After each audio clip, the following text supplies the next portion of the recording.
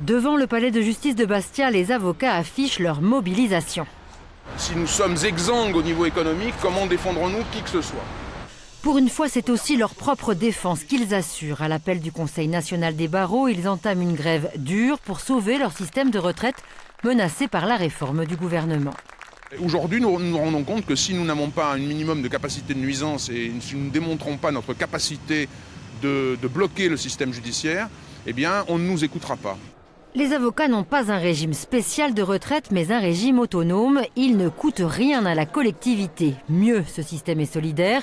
Plus de 80 millions d'euros par an sont versés au régime général. Grâce aux cotisations, la Caisse nationale des barreaux dispose aujourd'hui de 2 milliards d'euros de réserve. Un pactole qui intéresse le gouvernement. La réforme le fera tomber dans l'escarcelle du régime universel.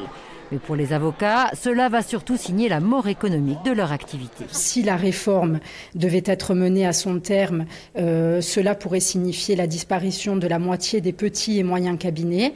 Donc imaginez la casse sociale pour les cabinets, puisque nous employons des secrétaires, etc. Et les problèmes que cela pourrait poser sur un territoire comme la Corse, qui est déjà touché par une fracture numérique, par une fracture territoriale, par une fracture sociale, ça pourrait créer de véritables déserts judiciaires.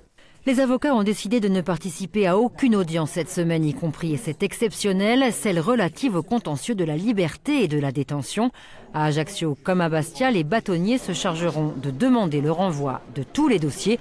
Ce mouvement de grève est reconductible.